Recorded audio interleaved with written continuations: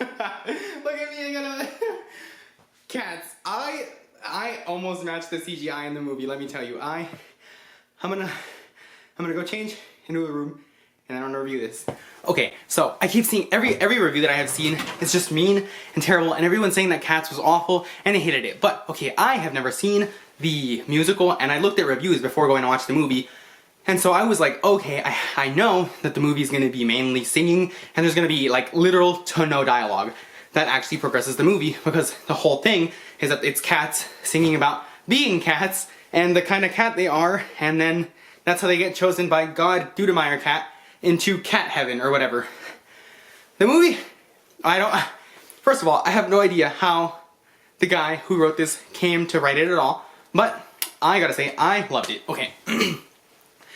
At first, 100%, the CGI, terrible, terrifying. I was like, this looks hilarious. But I'm also like, perfect marketing, you know, like everyone was talking about the Cats movie and how it looked. And so I think one of the main reasons that I liked it was because I love ballet so much. I am obsessed with ballet. And so this was like all in ballet, and I was lit about it. But I went to the bathroom like twice, so I might have missed some of the stuff that happened. But aside from that point, the movie is still really great. So, okay, I'm gonna go, and we're gonna run through this whole thing with me, because you're gonna be like, wow, this is the first person who actually likes the movie. I need to hear this. Okay, so I didn't watch the stage play ever. And I can already without a doubt say that this is better than the freaking stage play already, because it used dimensions and you were more immersed in it because of the different camera angles and this and that. And like, yes, it looked weird, and the CGI made you uncomfortable at first, but after you get like, the suspension of disbelief went in like really quick, because even after laughing for like the first scene, as soon as like the song was almost halfway over, I was like, okay, I'm already ready for this whole movie. And so, through the chronology of this is, a cat gets thrown into an alleyway, right? She's like, meow, meow, meow, and then other cats are like, oh, what kind of cat are you? His singing, this kind of cat, calico, this kind of cat, meow. And then she just introduces herself as her name, and she's like, ooh, my name's Victoria, and that's all her name was. And okay, so, I don't remember the chronology of like everyone singing, but that was like the first song, I remember that much. And then she meets other zany characters, and then she meets the magic dude, and they're like, oh, what's your name? Oh, that's in the second song. So they're like, what's your name? A cat has 3 names. This is this name, this is my name, this is that name. And I guess one of the names is kind of like the kind of cat you are. So like one of them was like the railway cat, and then you have your own name. And then I'm assuming that the third name was like the name your owners gave you, but I also missed part of that. I was partially still laughing at the CGI every now and then, so I wasn't too focused on the songs. But, so, something, talking about names, she's just like, oh, I'm just Victoria. They sing a song, it's really cool. And then she meets, they're like doing something, Jason Derulo's talking about milk, and then they meet poor cat, like former privileged cat or whatever, and loved her. And okay, so not gonna lie, I remember watching a couple of reviews and people kept saying Jennifer Hudson, right? And I don't know why, I heard Jennifer Aniston, and so like half of the movie, I was like, where's Jennifer Aniston? And I thought Victoria Cat was Jennifer Aniston, and I'm like, wow, Jennifer Aniston can sing, but that was not her. I have no idea who Victoria Cat was, so I guess that just happened. What else? Okay, so then there's another song, I missed part of it because I was in the bathroom, but there's twin cats, and they're like S&M cat or whatever. One of them's, their whole thing is like, one of us does, well, we both do bad things, we mess around, and then our owners never know which one of us is which, and so like, it's just like, we get away with it, and they don't know. The next song is, we meet like, somewhere along the way, we meet Rebel Wilson. What Rebel Wilson cat, her whole trope and humor thing is that she's fat and she just lounges around, and we're like, she's one of the people who's gonna be singing for old Dunemeyer to be selected to be the Jellicle cat. Which I was like, okay, what's a Jellicle cat? Is it like a breed of cat? I have no idea. I still have no idea. And so we meet her, she's fun, she's awkward. I heard, okay, everyone was saying that the CGI for the rats, the rat kids, and the roaches was gonna be bad, and I did not think it would be this crazy. I laughed. Everyone in the theater, there was only like 6 of us, right? But we were so uncomfortable, and it incited laughter just because how awkward the whole feeling was. So bear in mind, if you watch it, it's gonna feel weird. And then we meet another fat cat later, James Corden, after we meet sad former privileged cat, I guess. The one who's dating the bad guy, McCavity. Or was dating McCavity. So she's sad, and she's poor, and everyone hates her now because she was privileged and cool, and I guess I don't know, I guess that was kind of it. And then what else? Macavity. We meet her, she sings a nice song, but everyone seems to dislike her, and Victoria's like, oh no, like I kind of want to talk to her, but she looks like she doesn't really want to talk, and everyone is like clearly being spiteful towards her, so no one, like she was like, the other girl cat was like, oh, I guess I won't talk to them because they don't like me, and so they just didn't talk. We meet James Corden cat. He's wealthy, and he's like, his whole song is about food and being fat too, and that was also kind of weird, because I was like, it had really childlike humor with the fat cats, and I guess like this one time he literally like hit himself where I guess his private area would be, except for the fact that they don't have private areas because all the cats had it like blurred out or whatever. So he hit himself in this bells or whatever. I don't know. I don't have a euphemism for that. So that was kind of weird. It was fun. The songs for those two were kind of okay. And then I don't remember what happens after that. I guess they start going to, yeah, Jason Derulo was singing, and then Rebel Wilson cat was like, oh, I could do that. She starts singing, and then she sees Macavity, and he's like, oh, you should be like on stage, you should be like have a neon sign and this and that. And he points to a sign, and the sign is like the wanted sign for Macavity, and she's like, oh, and then she gets like snatched, and he like slashes at her, and then she like turns into dust, and then they both get teleported to like a freaking steamboat or something, like a trash boat or whatever. I have no idea what it was. But I also don't understand why he had magic, because there's a magic cat, but he just does like parlor tricks, and his whole trope, and that comes out in his song. Okay, so Dudermeyer comes out after some point of that, I think. Dudermeyer comes out, love that song. Dudermeyer was like, they were all singing her, it was like all angelic choiry, and they were all like leaning things towards her as if she was like some idol, and I guess she was, but she was just another cat that was old, I guess, but somehow she chooses which cat goes to cat heaven and gets reincarnated a cat, Hindu cat, I have no idea. There was so much happening in this movie, it was crazy. So that happens, they sing the song, they're in the thing, they're gonna start singing their like auditions to be Jellicle Cat, and then the first one that comes is, I don't remember the actor's name, but he was Old Cat. Old Cat was singing about being old and how he was an actor, and I guess his whole thing was like, he was an actor because he like played in William Shakespeare production, he just like walked on stage, I don't know. So like, the whole thing about these cats is like, their trope, I guess, is what they were. And so like Railway Cat's song slapped. Railway Cat's song was so good. The tap dancing sequence, the speeding it up was crazy. It was so good. Railway Cat slapped. And his outfit and everything slapped. The sequence they had, they were all going on the railway, they were all dancing, singing. So good. So good. So he worked on the railway with his owner, and so that's why he was Railway Cat. So he didn't really own a railway. So we're still given the idea that there's owners and people who own, because the first cat, Victoria, was abandoned by her owners. And the other ones were like talking about how they get in trouble by their owners, and they like, we're all these settings are in big, they're small cats, but in like big houses, I guess. So like there's like huge tables, and they're just like really tall, like small people in these settings. So it's kind of awkward because you're like, they're people, humanoid people, because they still have like people hands and people feet. So it's super weird. So the whole thing is like, they're still owners and everything. So this cat was just, they're still cats. There's still cats. Because there's dogs, there's cats, there's owners, and just this whole like hierarchy of, so like this ascension of disbelief is like, am I supposed to see them as cats or cat people? I don't know, it's really weird. So I'm seeing them as cats, and for a second when I saw them all as cats, I was like, that's kind of cute seeing all these cats singing and dancing, but then I was like, oh wait, they're all humanoid people cats, so it was still weird. But they start singing, Railway Cat song slapped, it was so good, and then Old Man Cat's song was first, and then Magic Cat apparently liked him, and then his song, like, what was it? Oh, never a cat as, what was it? Something, a cat so clever and, what was it? I have no idea. Something. Anyways, Magic Cat, his song, I don't, okay, so the thing is, the song wasn't good. They repeat the same line, like, the same, like, sentence 20 times in the song, and that's kind of the whole song. But it was good. So the reason they're singing this song, Magic Cat song, is because Macavity took Old Dudermeyer?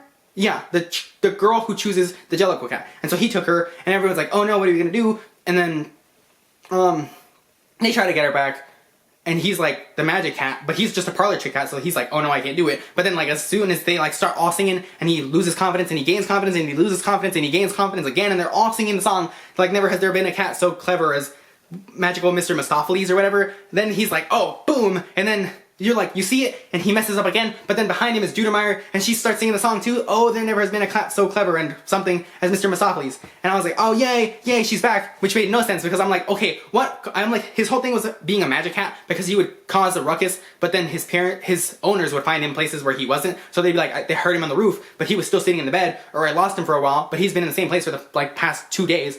And so it was just like, his whole trope was like, my owners can't find me. And so that was his whole magic cat thing. So I don't get why Macavity actually had magic powers where he could disintegrate people and transport them other places. Because I'm like, is there actual magic? And if there is actual magic, what causes Dudermeyer to be the hostess, to like the vessel to send people into cat heaven? And how does she actually decide that? I don't get it.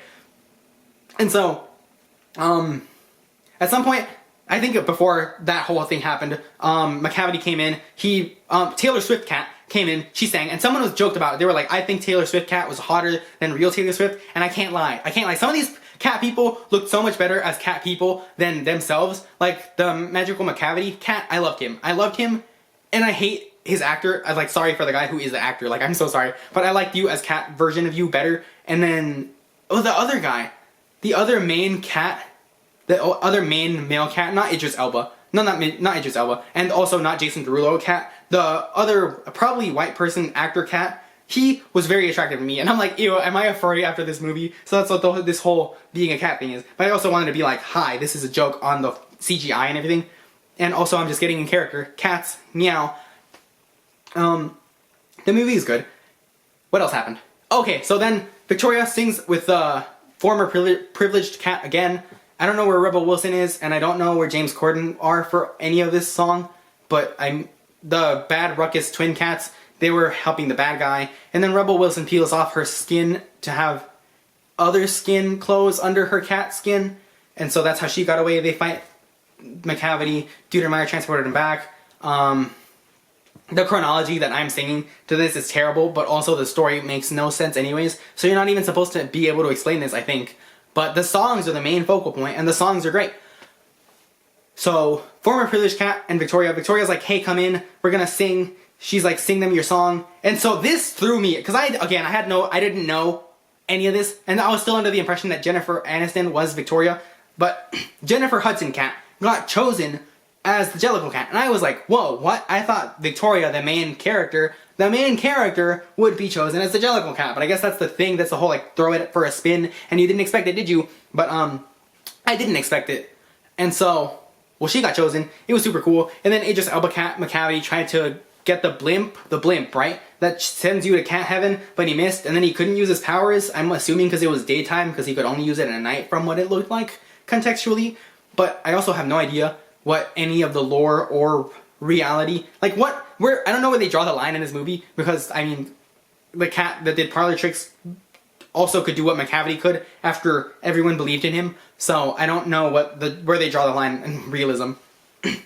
But, I loved it. Okay, so, I didn't watch the play, again. I think this is probably better than the play already, just because they could use dimensions and, they could, like, go in and you could feel more immersed in the choreography. Also, I think they did things with their tails to count as choreography too, but I didn't like that because I'm like, okay, you're just CGI-ing those things to happen. I'm like, it's not as cool because it's not really choreography because you're just making the computer do that for all the tails at once, and it's not as cool as them actually dancing in sync because it's just computer generated. And like in the staged live action, I'm almost sure they couldn't control their tails to make question marks or for all of them to point in a general direction as they did in the movie. But that's just a weird thing that I found was to be bothersome. But aside from that, great movie. The choreography was so good. Oh, that was my main thing. I just love the choreography so bad because, I mean, again, I love ballet, and this is all in ballet, and that was my favorite. I loved it. Okay, so, I don't really have